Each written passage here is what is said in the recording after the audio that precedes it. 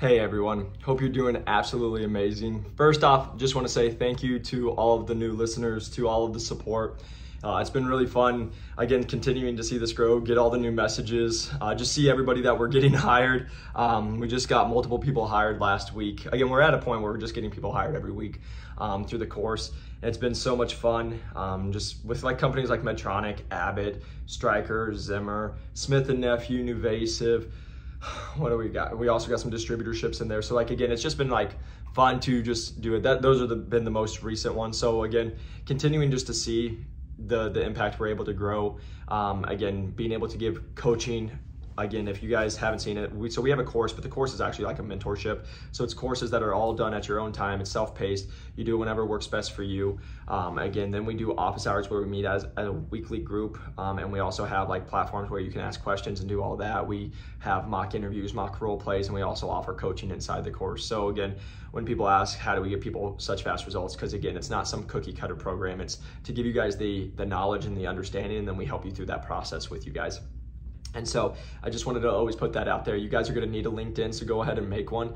I love connecting with you all, so feel free to follow me or connect with me at LinkedIn at Jacob McLaughlin. We also have our new to medical device sales page on all platforms that you guys can follow, that we put out just information trying to help you guys. The LinkedIn with my personal is, again, putting out tips, but also like just sharing hopefully stuff that helps you guys not only in medical device sales, but also in life. And so I just always enjoy getting to connect with all of you.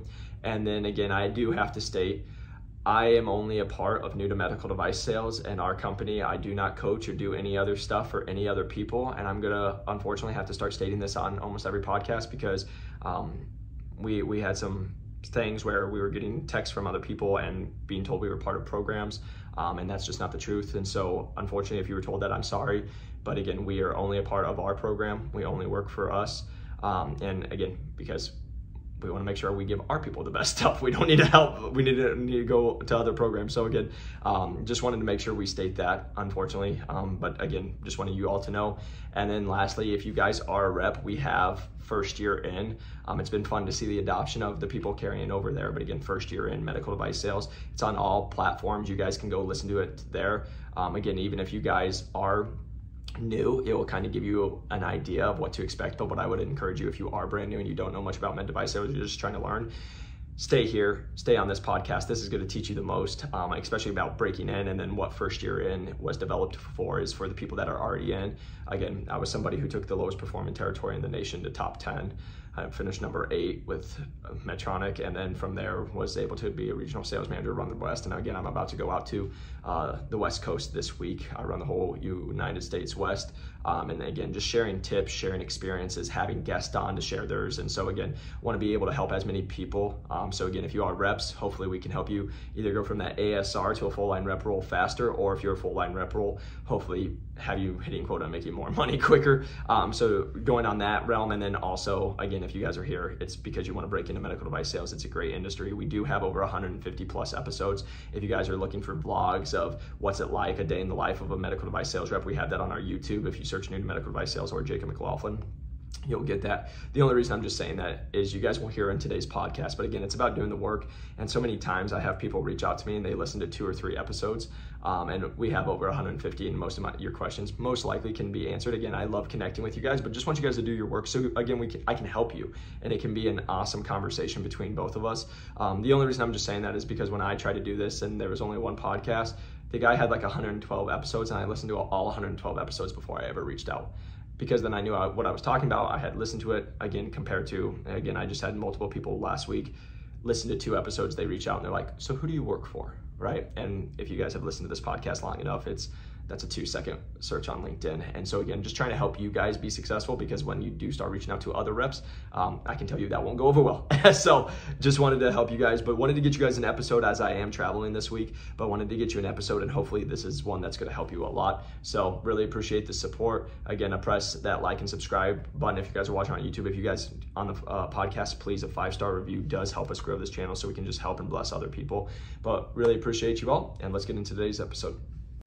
Welcome back to New to Medical Device Sales. I am your host, Jacob McLaughlin, and we are coming to you early morning, early in the week to get you guys a podcast. Want to make sure that we never miss it. This week I will be traveling to California. I will be out there. So again, I run the whole Western United States, and we have some conferences, some meetings out there this week. So getting ready, going to be packing up my car with all of our stuff and then be traveling out there today. I have about a 5.5 hour drive, and then we will be out there all week, and then actually heading back next week for a little trip. So like they say, if you don't like travel, probably look at a different career. But no, it's an awesome industry. It's an awesome opportunity, and I'm just so glad to be going out. And again, guys, I just hope you all know I appreciate every single one of you.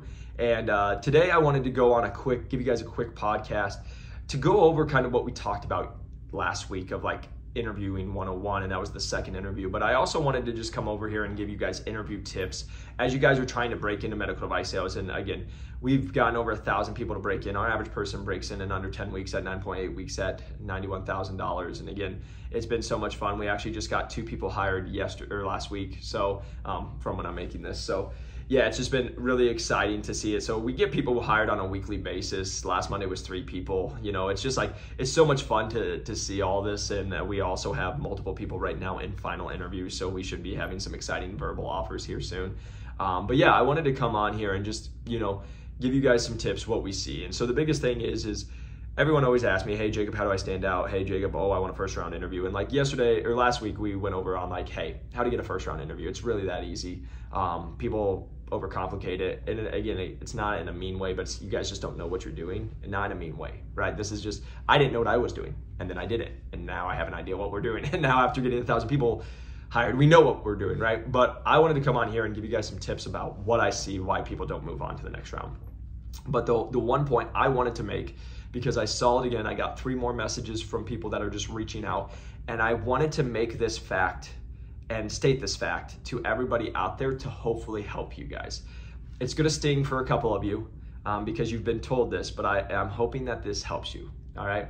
So the thing that I wanted to state is, if you get the feedback that they went with somebody with more experience, it just means you weren't good enough. If they are telling you, Jacob, you're great, but we just had a couple other candidates that were a little stronger, or they had a little more experience, so you should be very proud of yourself, but we decided to pass on you. Most of these people will reach out, hey, I feel pretty good, I made it. And it's the nicest way is that's them coming up to you and saying, hey, you could have been first, but you got 4th, and you just weren't good enough. I'm so sorry. But they want to be, but again, you'll find out. This is what just everybody in life, everyone's so passive. Nobody wants to have direct confrontation. And again, confrontation doesn't mean fist fights and stuff. It just means telling you the truth and telling you what's the real. If you guys have watched this show at all, you know I'm pretty real with you guys. And again, not to ever be mean, I just like, here's the thing I just learned, and I'll just state this real quick and then I'll go into detail about it, is in my life, I learned we can be passive, we cannot say things, and guess what? It just extends it 2, 3, 5 years, and it made the problems worse because it just kept growing and growing and growing, and then eventually it blows up, and it's like you could have just taken care of this 5 years ago, 3 years ago. And I had to have some hard life lessons to learn that, and that's why it's like, again, I tell people all the time, sometimes I can be straightforward, and so to some people it might come off rude. To some people I might be like a cocky prick. And I understand that, but what I can sit here and tell you is, after living the life I've lived, after the success I've had, after the mentors that I've had, this is what's going to either happen. The losers will be like, he's mean, he's just so mad, he's like all that, and they'll just lose forever. Or the people who are reflective be like, man, he's actually saying the truth. Nobody's actually been real with me and actually just encouraged me and loved me enough to actually be real with me, even if I didn't want to hear it. But he's right, and now I can make a change so I can get faster results. Again, you guys will hear this all the time. How do we get such fast results in our program? It's because I don't sugarcoat anything. I'm not here, again, we're not mean to you guys, but like the thing is like, if you guys are lacking, we're gonna let you know you're lacking, right? Like, we have a platform that lets us know where people are at in the program. So if you come to me, and we say this all the time, if somebody comes to me and they're like, Jacob, I've been in for 8 weeks, I'm not having any interviews, and I can go on and I'm like, yeah, because you've been through module 2. You've been in for 8 weeks and you only got through 2 modules. What do you mean? Like, of course you haven't done anything. You're not doing the work, right? And so that's the biggest thing is like most people don't want to have real confrontation. It's no different than medical device sales reps. Managers will be like, you're a great candidate. We just went with someone else, AKA you sucked. There was someone better and we went with them instead. The reason I'm being so straightforward with you guys is you're talking to the guy who is 25 years old, who had no sales experience, was a personal trainer, and beat out people who were President Club winners with 10 plus years experience. I'm saying that and I'm pausing for you guys to let that sink in real quick. I should have, quote unquote, by your guys' standard, by those messages that they just told you, I should have never been hired. Everyone was more qualified than me. But guess what? I did what I needed to do to get the job.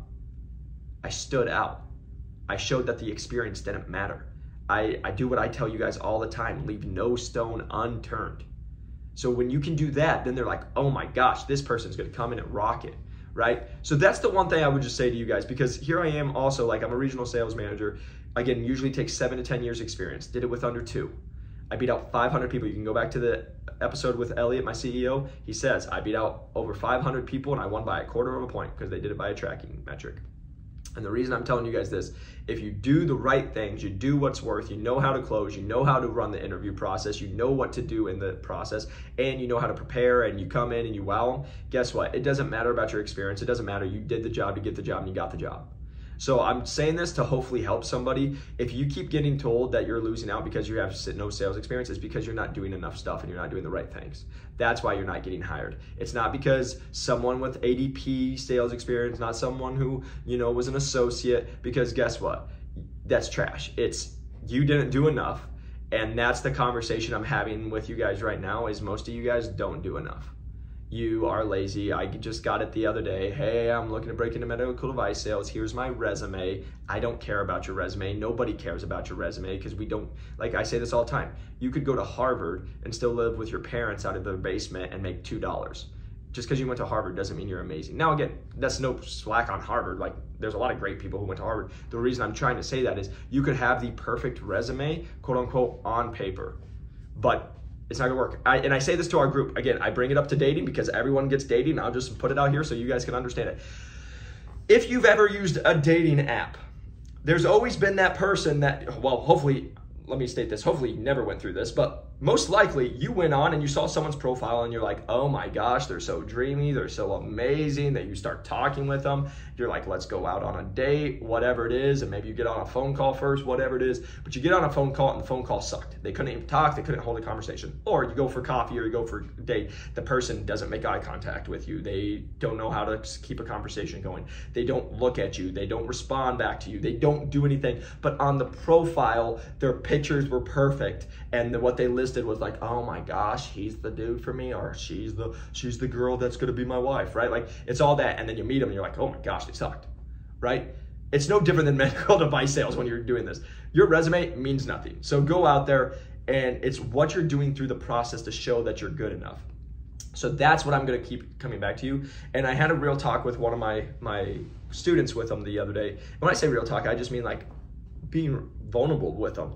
And we had a conversation, and like I told them one of the hardest questions I got asked in the interview process was, what's the hardest thing you've done in your life? And I was transparent with them on what it was.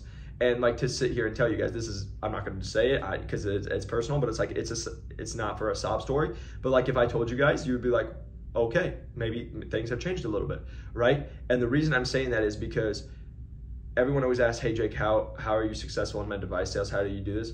It's because I've gone through stuff like that. I just had this talk with one of my friends, like selling them after going through some of the stuff I've had in my life. And again, this isn't a sob story. Everyone has stuff you guys go through your own life. So this is why I'm like, hopefully this is motivation to you. But after I've gone through that stuff and had to go through that, selling equipment, come on. Like, are you kidding me? That's easy. Going and having a conversation with a person and following up with them, are you kidding me? That's all I gotta do? And I get paid for it? That's money, like that's easy. I don't need any help. I don't need any motivation for that. It's when you have real life happen to you where people like, again, people will be like, oh, Jake, you're so mature and all this stuff. Yeah, because sometimes in life, you don't have a choice but mature. You don't have a choice but to mature. You have to grow up fast. And that's what happened with me, and that's okay. But the reason I'm saying that is because that's why I'll smash every single person who's just putting out a resume. I'll smash every single person who's like, oh, I'm just I'm looking for a job. Oh, I just graduated some program and I'm looking for a job in this area. Yeah, okay, great. And you and 500 other people, you just show me you suck and you're lazy and you're asking for jobs to strangers you don't know. How about you actually do the work? You reach out to 100 people, you go and create relationships, you follow up with them, you show that you're not just asking for a job. You get your foot in the door for an interview because that's all that's happening with your networking, and then you have to prove yourself. But then most of you guys don't know the process, so then you're like, oh my gosh, I just got an interview, what do I do? And you don't know what you're doing, so then you go and you fluster it and get all flustered, and then you like crash and burn, and it's like, oh my gosh, now here we go. Compared to if you actually know what you're doing, you do the research, you reach out to people, you get mentors or people like myself to help you, and then you're able to then push through, push forward, then you actually can go into the interview process, know exactly what they're looking for, do the work, come in prepared, then follow up, and then they'll be so impressed, like we get with so many of our students where they're like, we've been here for 20 years and we've never seen anybody come prepared like you did with what you brought to us, and oh my gosh, and then we get them placed at over $100,000. That's what can happen. But again, it's because our people are willing to work hard. I say this to every single person. We only take 5 people at this moment, and it's because we only take people that are committed, willing to work hard, and are coachable. If you're not that person, we're not gonna take you. And number 2, you're just not gonna win.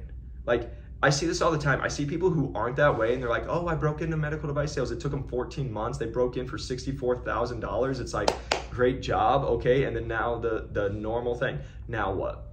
What do I do now? They don't know. And then they spend 2-3 years hoping to learn from somebody who, again, hopefully they're good, but like we talked about last week, is 80% is usually done by 20% of the reps. So unless you're with one of those top 20% people, usually you're gonna be with not that. And then it goes from there. So that would be just my encouragement to you guys, is as you are going through this life and you're trying to work hard and leave no stone unturned. Make sure that you ask the tough questions, that you're coming prepared, that you do the work, you leave no stone unturned. If you can do that, I promise you that you guys will really like your results that you get. I promise you that you'll be making a difference in this life. And so the thing I'm just saying to you guys is, again, if you're getting the, hey, someone has more sales experience than you, or hey, we just had a better candidate, it's not true. It's you didn't do enough work and you didn't do enough to impress the team, and that's why they went with somebody else.